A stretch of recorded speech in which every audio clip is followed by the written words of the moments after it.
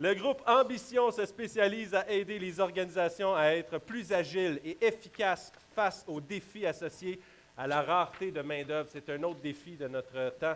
Conférencier réputé, Pierre Bernier a également développé le concept employeur remarquable.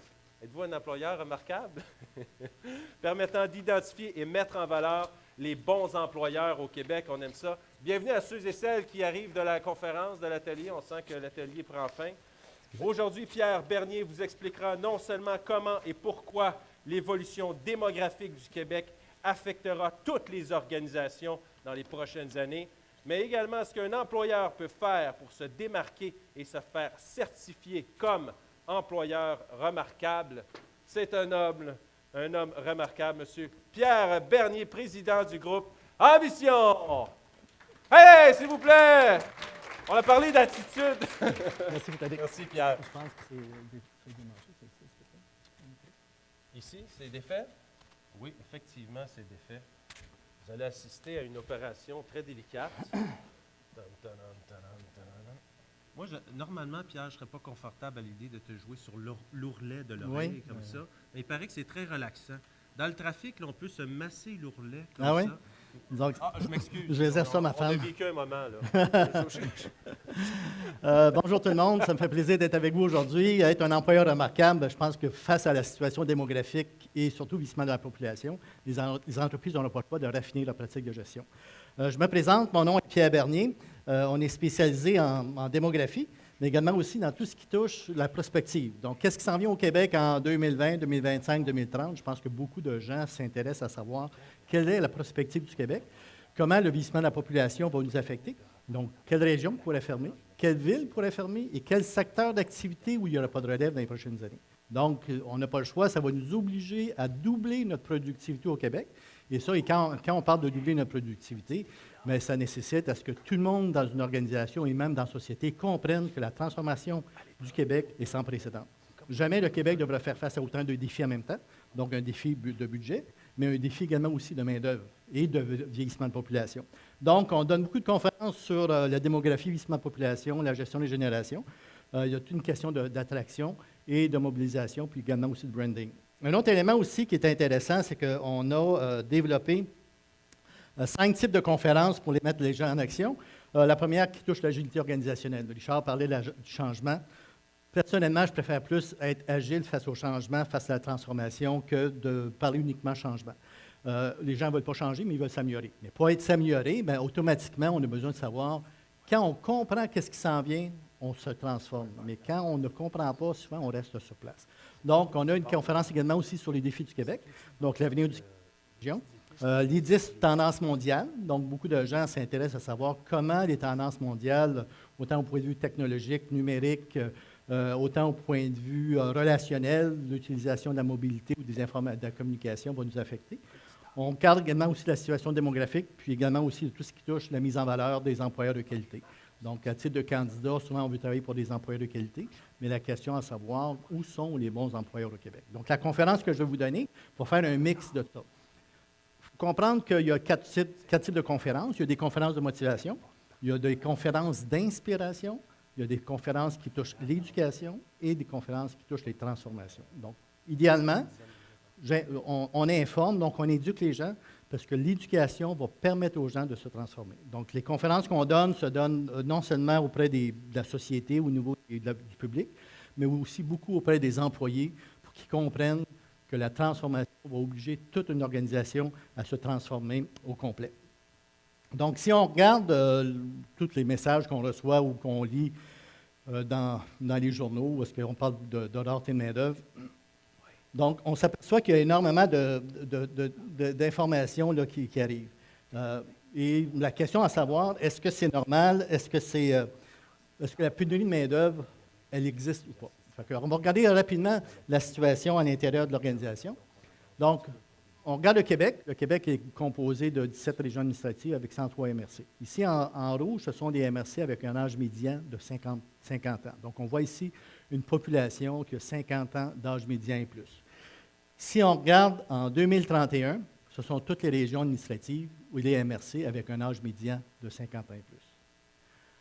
Si on parle du Bas-Saint-Laurent, on va être rendu à 58 ans d'âge médian. Comment qu'une région va pouvoir survivre dans une communauté lorsqu'on a un âge médian de population de 58 ans?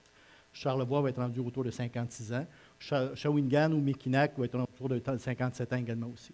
Donc, la transformation démographique, elle est réelle et ça a des impacts majeurs dans tout ce qui touche les organisations, mais également aussi les entreprises. Plus en profondeur, regardez ici, là, donc on voit, je ne sais pas si vous le voyez, là, au Gaspésie, 58 ans, Rocher-Percier, 57 ans, les Îles-de-la-Madeleine, 57 ans, Charlevoix, 56 ans.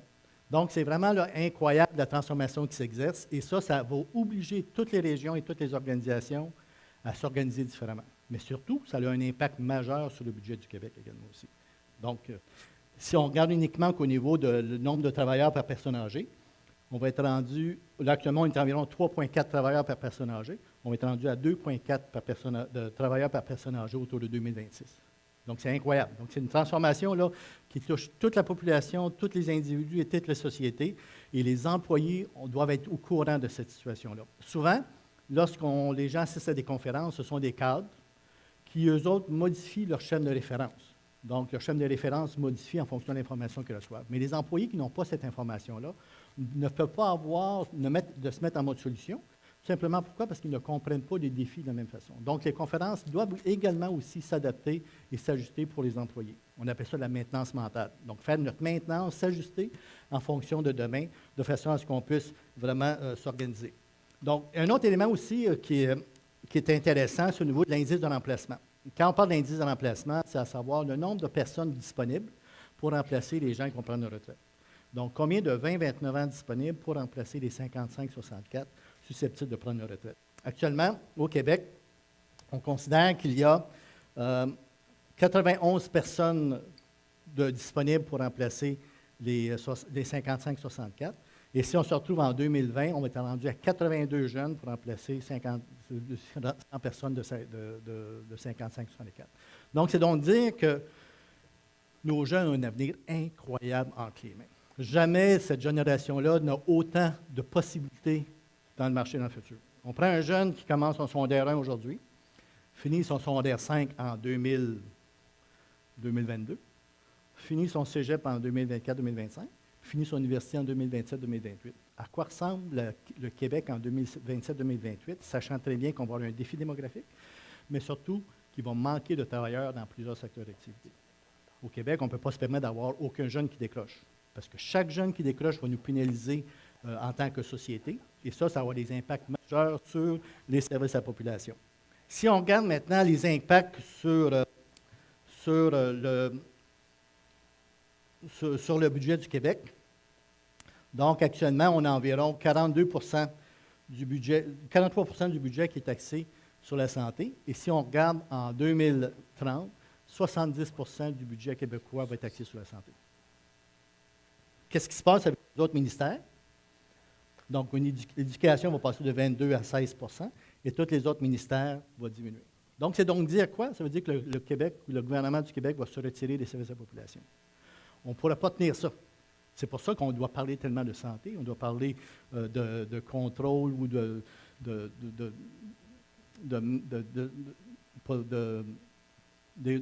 pas d'éduquer, mais de soigner les gens à la maison, etc.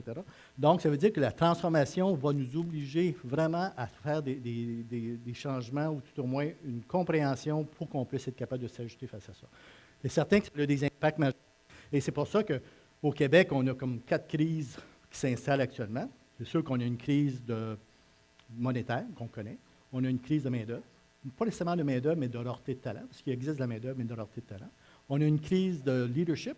Donc, crise de leadership, où est-ce que souvent, si les cadres intermédiaires ou cadres seniors ne comprennent pas comment se transforme la société, qui ne savent pas comment optimiser les ressources, ça va être très difficile d'améliorer notre productivité. Donc, on a une crise de leadership où est-ce que les gestionnaires intermédiaires et seniors doivent optimiser les ressources.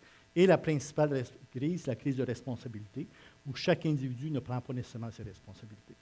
Donc, les informations nous obligent à prendre nos responsabilités et que chaque travailleur doit être capable vraiment de se responsabiliser, d'être imputable de ses résultats et de collaborer d'un angle différent de façon à optimiser la présence du personnel ou la présence des collègues de travail.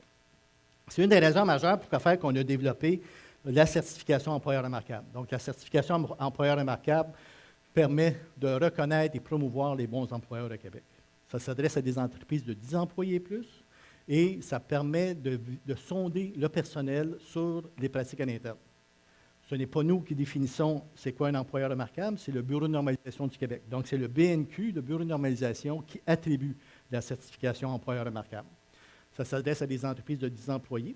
Et, comme j'ai mentionné, on va mesurer, on va sonder les employés sur les pratiques à l'interne. Avec le Bureau de normalisation du Québec, on a identifié qu'il y avait 69 pratiques qui étaient appliquées à tous les jours dans le milieu de travail, quelles que soient les organisations, que ce soit une entreprise de services, de détail ou manufacturier. Les 69 pratiques sont uniformes, sont appliquées à tous les jours dans un milieu de travail, excepté qu'on ne sait pas comment les employés, quelle est l'importance que les employés accordent à l'énoncé, et on ne sait pas non plus comment ils trouvent habile l'employeur d'appliquer correctement les mêmes pratiques. Donc, l'objectif, c'est de sonder les employés sur les pratiques. Les résultats sont envoyés au Bureau de normalisation du Québec, qui compare les résultats avec la norme. Et si l'entreprise est au-dessus de la norme, elle reçoit automatiquement la notion d'employeur remarquable. Donc, actuellement, à travers le Québec, on a quand même des employeurs, des bons employeurs qui sont reconnus. Donc, peut-être à Laval, que vous connaissez peut-être Crésus ou Bioca. On a ShareWeb, également à Sherbrooke, Thermotco. On a l'Ordre des comptables, on a l'Ordre des médecins vétérinaires, on a l'Ordre des conseillers en ressources humaines aussi, qui vient d'être reconnu. On peut voir également aussi l'UCPD de Parisot, peut-être qui est un petit peu plus connu. Donc, ça veut dire qu'il y a plein de petites organisations qui font des belles choses en milieu de travail. Et notre objectif, c'est vraiment de les mettre en valeur de façon à ce qu'ils puissent se démarquer face à la compétition. Si on regarde maintenant les pratiques qui sont mesurées, donc si on regarde les pratiques, on a des pratiques qui sont liées aux conditions d'emploi. Donc, on parle de conditions de travail, la rémunération, la perspective professionnelle, la réputation. On a des pratiques qui sont liées à la mobilisation du personnel, de l'engagement. Donc, on vérifie le leadership des gestionnaires, l'intérêt qu'on démontre aux employés, la reconnaissance et l'appréciation de la contribution. Et on a des pratiques qui sont liées à l'efficacité organisationnelle, donc l'intégration, la manière qu'on forme les employés, la qualité et la quantité d'informations disponibles, l'ambiance, l'organisation du travail, l'implication et la participation. Donc, comme j'ai mentionné, ce sont tous des pratiques qui sont appliquées à tous les jours, mais l'objectif, c'est vraiment de procurer à l'employeur des données, des statistiques, de façon à ne plus perdre du temps.